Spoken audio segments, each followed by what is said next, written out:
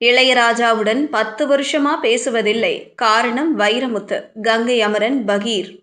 தனது அண்ணன் இளையராஜாவின் இசையில் பல பாடல்களை எழுதியுள்ள கங்கை அமரன் 10 வருடங்களாக அண்ணனிடம் பேசுவதில்லை என்று உண்மையை நிகழ்ச்சி ஒன்றில் கூறியுள்ளார். தமிழ் சினிமாவில் இளையராஜா இசையில் உச்சம் தொட்டார் என்றால் அவரது தம்பி இசை, இயக்கம், பாடல்கள், தயாரிப்பு என பல துறைகளில் தன்னை நிரூபித்துள்ளார்.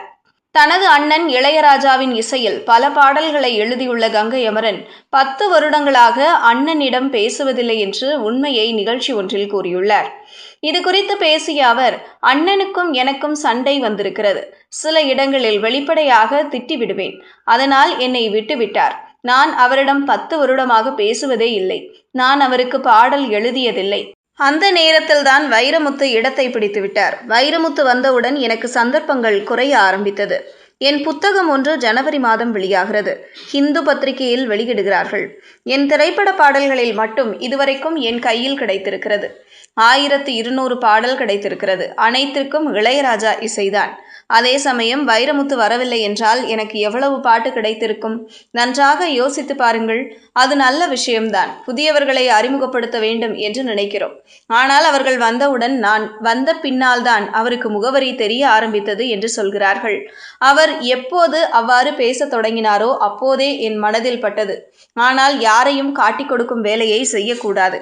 அவன் பாடல் எழுதுவது உனக்கு பிடிக்கவில்லை, அதுக்குத்தான் இப்படி சொல்கிறேன் என்று சொல்வார்கள் என்பதால் விட்டுவிட்டேன்.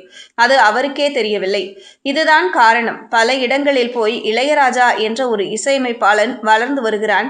அதற்கு என் பாடல்களின் அடையாளம் பெரியதாக வந்திருக்க முடியாது. இதுவரை 3-4 கல்லூரிகளில் இதை பேசிவிட்டார்.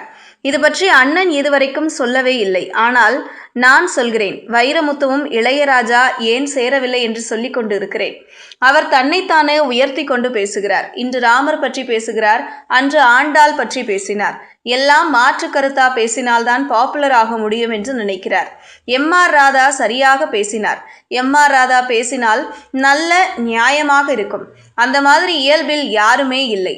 கண்ணதாசனை அப்படித்தான் பேசினார். நான் சொல்லும்போது அப்படித்தான் பேசினார். கவிஞராக இருப்பவர்களுக்கு எல்லா உணர்ச்சிகளும் அடக்கி கொண்டு மென்மையாக பேசுவதுதான் கவிஞரின் பண்பாடு. நான் வைரமுத்து பற்றி திட்டவில்லை. இளையராஜா மற்றும் வைரமுத்து ஏன் பிரிந்து என்ற கேள்வி இருக்கிறது. அதற்கான பதில்தான் சொல்கிறேன். தனித்தானே உயர்த்தி கொண்டு நான் வந்த பிறகுதான் இளையராஜாவுக்கு அடையாளம் வந்தது என்று சொல்கிறார். அதற்கு முன்னால் வந்த அடையாளம் எப்படி? நான் கஷ்டப்பட்டு வந்தேன் என்று கூறியுள்ளார்.